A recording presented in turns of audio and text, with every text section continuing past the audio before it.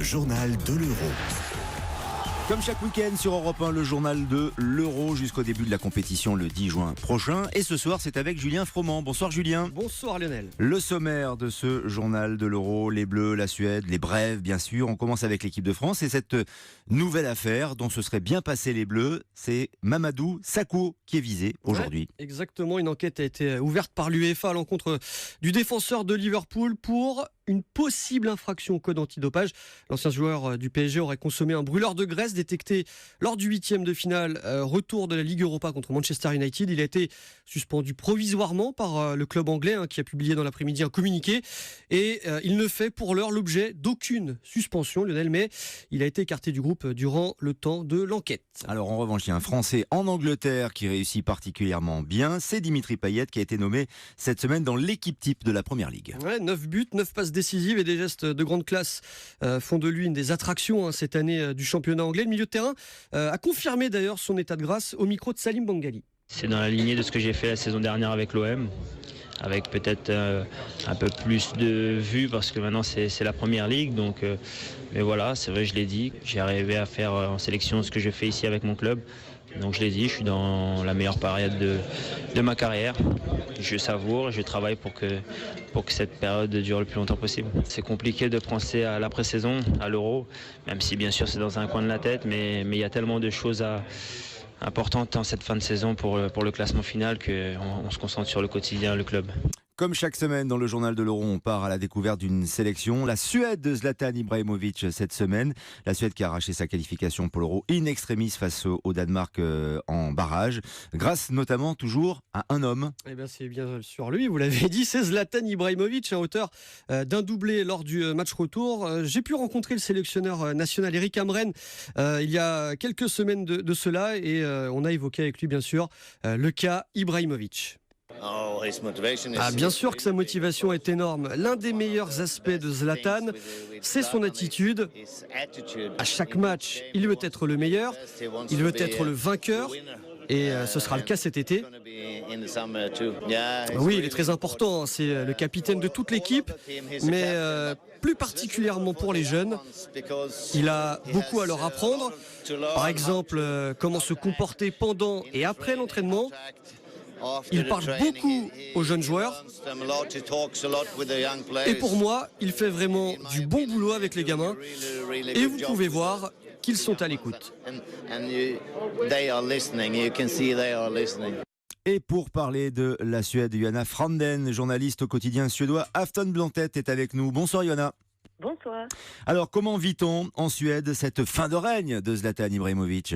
Justement, tout le monde est assez confiant que ça sera normalement son dernier grand tournoi avec l'équipe de Suède, même si c'est pas à 100%. Je pense que tout le monde, et Zlatan surtout même, se dit que c'est vraiment maintenant qu'il faut le faire. Ça, il faut passer un cap avec cette équipe suédoise qui n'a, à part Zlatan, aucune star du tout en fait. Et justement, le fait que Zlatan ait tout le poids d'une population, d'un peuple sur lui, comment il gère ça ? Est-ce que on sait qu'il a un petit peu l'habitude, notamment au Paris Saint-Germain, là aussi où c'est la star, ou même dans tous les autres clubs qu'il a pu connaître. Comment il gère ça du haut de ses 34 ans et ce qui pourrait être sa dernière grande compétition ? J'ai l'impression que depuis presque 10 ans, même s'il y a eu d'autres leaders, on va dire, dans le groupe, Zlatan a été toujours la star, notamment après le départ de Henrik Larsson, par exemple, et Fredrik Ljungberg. Donc, du coup, c'est un rôle qu'il assume, et normalement, il le fait bien. Par contre, on sait aussi que si Zlatan n'est pas en forme ou s'il joue pas bien, ça peut avoir des effets sur le reste de l'équipe, parce que les autres joueurs s'attendent beaucoup de lui, et parfois, il n'y a pas exactement un deuxième joueur qui va prendre l'initiative et voilà, donc il faut vraiment que Zlatan soit au top et en forme pour que cette équipe joue bien. C'est ça un peu les leçons des dernières années avec Zlatan dans l'équipe de Suède. Ouais, d'autant plus que la Suède a une poule assez difficile pour cet Euro 2016 avec la Belgique, l'Italie et l'Irlande. C'est quoi l'objectif justement de la sélection d'Eric Hamrén? Je pense que pour se qualifier pour de troisième de groupe, ce qui est possible dans cet Euro, ça sera normalement le but. Je pense que même si Eric Hamrén il va dire qu'on va essayer de gagner le groupe, il sait très bien que l'Italie et la Belgique, c'est très compliqué. Donc le premier match contre l'Irlande à Saint-Denis sera évidemment le match clé. Il faut presque le gagner, je pense, pour rester un peu dans la compétition. Donc voilà, mais je pense que les Suédois et l'équipe de Suède se contentera de passer autant de deuxième ou même de troisième de la poule, de la phase de poule, pour aller en huitième de finale. Peut-être contre la France, hein. Il y a cette possibilité aussi. Donc voilà. Ça serait un beau cadeau de voir Zlatan Ibrahimovic face à l'équipe de France, même si on se souvient du dernier Euro, ça n'avait pas spécialement souri aux Français. Alors il n'y a pas que Zlatan quand même dans cette équipe. On a l'impression que la Suède est, on va dire, un peu régénérée avec notamment l'équipe Espoir qui a été sacrée championne d'Europe l'an passé, si je ne dis pas de bêtises. Est-ce que vous sentez qu'il y a une nouvelle génération qui arrive quand même pour suppléer Zlatan Ibrahimovic? Il n'y aura peut-être pas de prochain Zlatan. Par contre, c'est vrai que les Espoirs qui ont gagné l'Euro et surtout un collectif qui travaille très bien ensemble. Pas forcément parce que ce sont des garçons qui jouent dans des gros clubs. Non, c'est un collectif qui joue un peu à la suédoise, un peu ce qu'on avait connu avant Zlatan, quand tout était fait ensemble et collectivement. Donc ça donne quand même beaucoup d'espoir pour le futur parce que c'est un peu la base du foot suédois. Et on sait que quand il y a plus Zlatan, il va falloir trouver une solution ou une philosophie sur laquelle se pencher. Et je pense que collectivement, on sera un peu plus fort avec ces jeunes-là dans 2 à 4 ans même. Alors que maintenant, c'est vrai que c'est une équipe avec un individualiste et après des joueurs un peu sans énormément de succès global, on va dire, mondial. Merci Johanna, à très bientôt sur l'antenne d'Europe 1. Euro 2016, l'événement est sur Europe 1 et sur europe1.fr. Et le journal de l'Euro revient dans quelques instants, mais d'abord le foot en direct avec la Ligue 1 et le match qui oppose le TFC Toulouse face à l'Olympique Lyonnais. Patrick Anselmetti. Et c'est toujours Toulouse qui mène 1-0. On joue depuis 63 minutes. Ouverture du score à la 50e par Marcel Tisserand, le défenseur, sur corner. Depuis, on assiste à un attaque-défense avec des Lyonnais qui poussent pour essayer de marquer ce but. Attention à Ben Yedder là, où en contre, et heureusement qu'Anthony Lopez est bien sorti. Un match de très haute intensité avec des Lyonnais qui se donnent à fond pour essayer de revenir au score. Mais pour l'instant, Toulouse tient et mène 1-0 après 64 minutes dans cette rencontre de très haute intensité. Europe 1, le journal de l'Euro.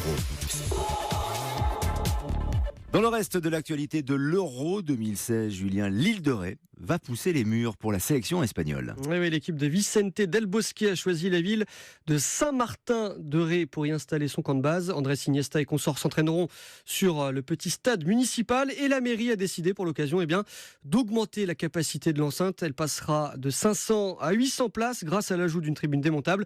Et la raison évoquée, Lionel, c'est pour que la population puisse assister en nombre au seul entraînement ouvert au public durant la compétition. L'une des belles histoires de l'Euro 2016. 4 supporters irlandais vont tenter de rallier la France en vélo et c'est pour la bonne cause. Ouais, c'est le quotidien The Irish Examiner qui révèle ce long périple, un départ prévu le 7 juin de Dublin, arrivé le 11 à Paris pour un total de 550 km à la force des cuisses et des mollets. Et là où ça se corse, Lionel, c'est que ce ne sont pas des cyclistes professionnels, ce sont des cyclistes du dimanche comme vous et moi et ils n'ont pas l'habitude de parcourir une telle distance à vélo. Alors c'est pour la bonne cause, les 4 cyclistes espèrent récolter 10 000 € de dons pour les différentes associations de lutte contre l'hépatite A et le cancer. Et on peut les suivre sur Twitter via le compte Cycle to Euro 2016. Voilà, et puis s'ils ne sont pas là pour l'Euro, ils seront au moins là pour le Tour de France cycliste. L'un dans l'autre, c'est pas mal. Enfin, l'Angleterre pourra compter pendant cet Euro sur des supporters, enfin plus exactement des supportrices. Les WAGs. Exactement. Alors pour ceux qui ne savent pas, Lionel, ce que ça signifie, les WAGs, c'est l'acronyme de Wives and Girlfriend of High Profile Professional Athlete. J'espère que vous aimez mon anglais so british. Mais si vous vouliez traduire. Alors, dans la langue de Molière, ce sont les femmes de footballeurs, tout simplement. Le terme a été utilisé par les tabloïds anglais lors du mondial 2006, avec notamment la WAG la plus célèbre au monde, une certaine Victoria Beckham, poche pour les intimes. Et bien pour l'Euro 2016, dans un geste sans précédent, selon les dires du Daily Mail, et bien la fédération anglaise a autorisé les WAGs à venir en France pour 2 matchs de leur chair et tendre. Ce sera contre la Slovaquie et la Russie. Et icing on the cake, cerise sur le gâteau, elles seront durant ces 2 matchs dans le même hôtel que les joueurs. En revanche, il ne faut pas abuser des bonnes choses. Les campagnes ne pourront voir les joueurs que brièvement après les matchs et lors des après-midi libres, des après-midi choisis par le sélectionneur national Roy Hodgson. Merci Julien Froment, c'était le journal de l'Euro sur Europe 1. Europe 1. Europe 1 Sport.